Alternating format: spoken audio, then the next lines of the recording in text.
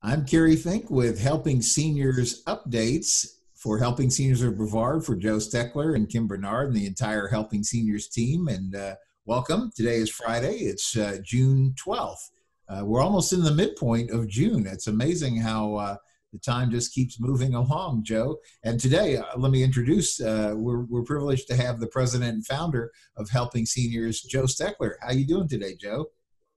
Well, it's always a pleasure to be on air with you, Kerry, and talk. And I said, you're not afraid to smile, and I'd like to try to smile too, because life is not nearly as grim as we think sometimes. And the reason I say this is because last week we recently did a show with Dr. Sheldon about a smile, and a lot of people don't want to smile because they don't want to show their teeth. They don't want to do things. And then Lee was talking about he had the same thing about thought himself. So he was a dentist, so he had veneers put on his teeth. And so he loves to smile and show off those glamorous new veneers on his teeth. And if he was on a show with us, he'd laugh about that because that's life. And that's what our little organization is. It's about life, and it's about telling the truth to people that call us.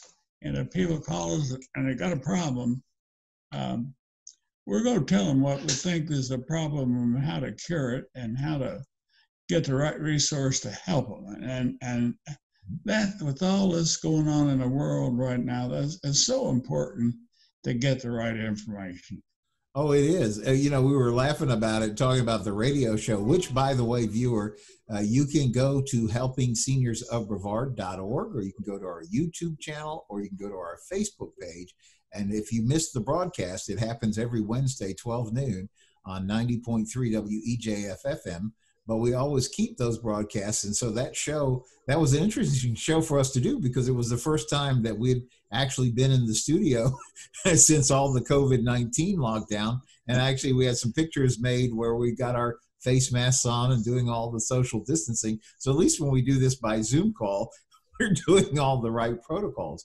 But you're right, Joe. It's important to get the information. And you were telling me just before we were rolling with the camera about an important call that you received, and it highlights the importance of getting the information before you make some sort of a snap decision that could wind up being catastrophic if you chose the wrong path. Well, our information specialist gets the phone calls, Kerry. Mm-hmm. But I've been doing this a long, long time, and I listen to many of the phone calls that come in. I listen to them myself, as you do too. Mm-hmm. And we try to help our education specialists out. She's not been doing this as long as we have, but she worked for her dad as a legal assistant, so she's got a pretty good understanding about what's right and what's not right. Yes. But I still know a lot of this once time, and I picked up a phone and I dialed to call this one man, and it turns out that he thinks he talked to somebody, but he didn't really, and because we don't have a male that answers the phone.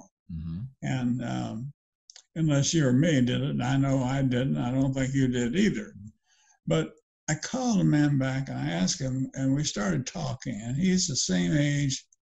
He and his wife are the same age as my wife and I, and we have long-term health care. We've had it for about 10, 12 years. Maybe longer than that, I guess, close 15 to 20. Right. And he falls in the same category. And he was concerned because his wife was going to have surgery. And the people that he has his long-term health care plan with for her said that he'd have to wait 90 days before he could start collecting. Well, in some policies, there are wait periods, mm-hmm. but it's a confusing thing because the doctor can prescribe rehab after surgery, and Medicare will pay for that especially when you're in your 80s. So what I don't want to see people do is sign on a line for something that they don't want to have happen. Mm-hmm. And this man was keyed me was he mentioned the word cancel his policy.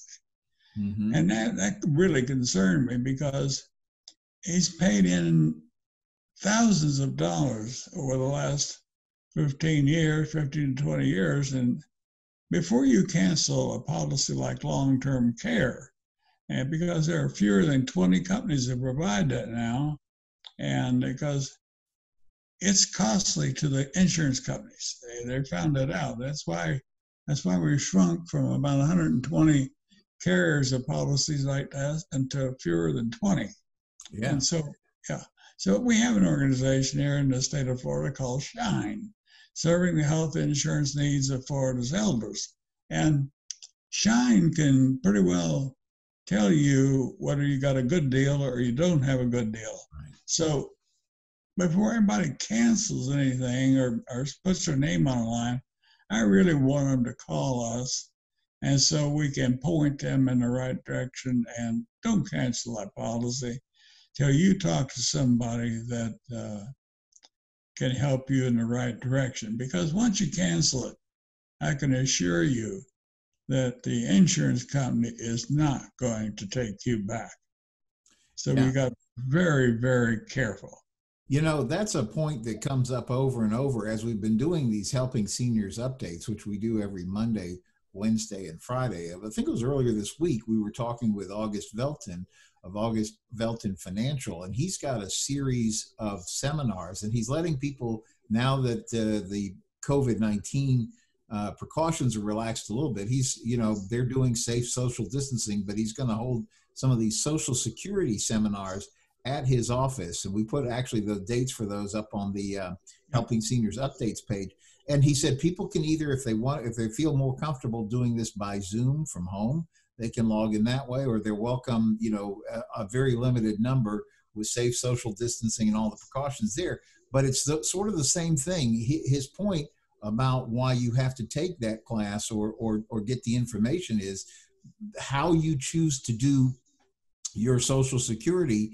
You could do it the right way, or you could do it the wrong way, and potentially the difference between the right and the wrong way could be something, he said, of up to $250,000 over an expected lifetime. And so when we're talking about things, or like when you're talking about what you were talking about with the gentleman caller, is if you make a move like that and it's one that you can't shift around later, it definitely pays so much to do the work, to invest a little bit of time to get the right answers before you make that decision. Exactly right. And right along with that, we're still working on trying to get our car raffle date set. Mm-hmm. I've tried to call Mark Pollock this morning. I couldn't get him, but I'll get a hold of Mark. Mark's the owner of the Muscle Car Museum. And we have so many people want to see the cars, and that's why we do the raffle there. So we figured that when they canceled us and postponed our date, we figured instead of just having it out in front of the museum where people couldn't get in, they would prefer to wait a couple of months or 3 months and still get into the museum to see the cars. Right. So we are still trying to get a date.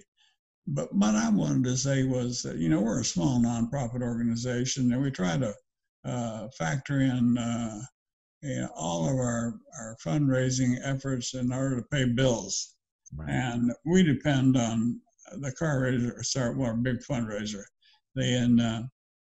I had a letter, and I just wanted to share this with our viewers because I think it tells that people are really starting to realize the value of our service. Yes. To them. And this one man and his wife, the wife sent a check in for $100 along with a request for 5 more tickets. And she said in a note to me, she said, "Dear Joe, I don't have it with me here. I can't offhand. I'll just sort of paraphrase it." Right. But what she was saying was that she recognizes the fact that we are a small nonprofit, and that while they had purchased $100 worth of tickets last December, she still wanted to buy another $100 worth, that because of the pandemic, she was certain we could use money. Mm-hmm. And I sent a note back to her and I said, yeah, we really could. And I said, if you can encourage some of your friends to buy tickets on the car, I said it would be a very, very big help. I said, we'll get through it, and we'll be there to help people. But that still doesn't cause me not to worry, because I do worry. And when you're 86, you don't need to worry. You just need to think about people helping. So what we're talking about today is the possibility of scams with long-term health care insurance. We're talking about a car raffle that we are going to have. And we're talking about the need to get people to understand that we need your help too in order to stay afloat. And I say afloat because that's an old Navy term that I use all the time after my time in the service. And I am very concerned about this pandemic, because all of this stuff that's put out on television about these protests and everything, it makes you really sort of sick at your stomach.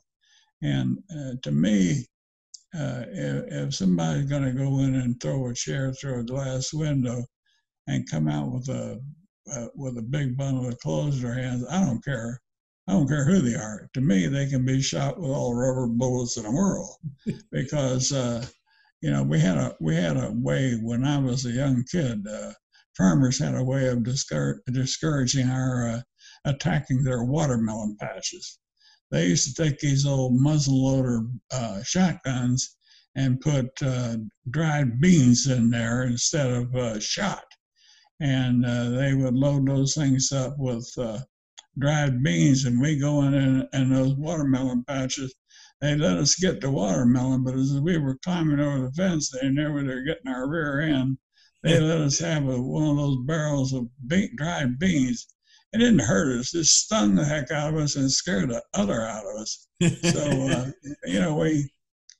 it made me realize that a lot easier way to get 90 cents or $1 from my mother and father to go buy a watermelon. I guess it would. Well, less painful anyway. These are lessons we learn, Kerry, as we grow up.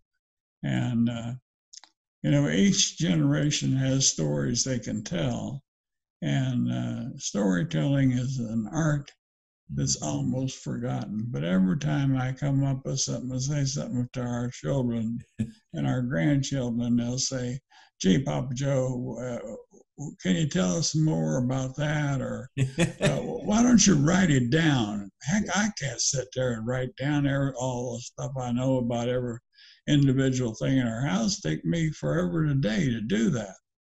But I like to tell stories. Yep. But I like to tell stories of people that need help. Yeah. And that's why we founded Helping Seniors, because we know seniors and those that care for seniors need a lot of help. What else did you have on your mind? Well, we were gonna wrap up talking about the car raffle and the fact that you can get your tickets. And I also want to remind folks that the Helping Seniors Senior Information Helpline is open and available. We're still following the governor's recommendations. The office is not yet open for walk-in traffic. As you may know, our offices are located at the Senior Resource Center of Brevard, which is co-located at Zon Beachside. And so because they still are having the restrictions for visits to that kind of a facility, we're still working virtual. But Kim Bernard, our education specialist, is taking the phone calls, 321-473-7770, 321-473-7770.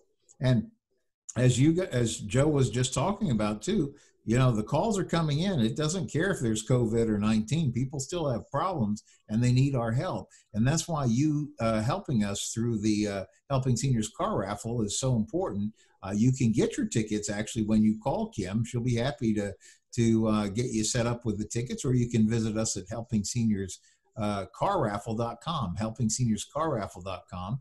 There are 4 great choices for our winner to choose from. They get to pick one of those nice cars out of AJ Hire's variety of lots. There's that popular Dodge Challenger, the 2020 Chevrolet Camaro, the Kia Sportage, or even the always fun Mazda Miata convertible. And we sure are looking forward to a great day at the American Muscle Car Museum as soon as we're able to get those large gathering precautions lifted. And so I guess, Joe, the last thing I think is people should be on the lookout, because next Friday, the second part of your series in Hometown News is coming out on good places to live. Well, also I had a compliment this morning when I listened to the gentleman that talked to me about the insurance policy. He said, "Are you the guy that writes in Hometown News?" I said, "Yes, I am, Mr. So-and-so." He said, "Good." He said, I said, "And next week I got the follow-up part of that article. I talked about in-home care. Now we're going to talk about in-facility care. And it's a little bit longer. It's a little bit more hard to understand. But I think I'll do a third article in another week about really paying for this and how you can sort of mix and match these programs to fit your budget." Yes. So when there's a will, there's generally a way. Yeah. Not always, but most of the time there is. Well, and Joe, as you've taught for years about this, everybody needs to be working on an aging plan, because God willing, as we keep living, we're going to be aging. And just like they teach us our whole life about, when you're a kid, what's your career plan? And then when you're a little bit older, what's your financial plan? Are you going to send your kids to college? Are you going to plan for your retirement? What are you going to do? And then we get to retirement age and we need that aging plan.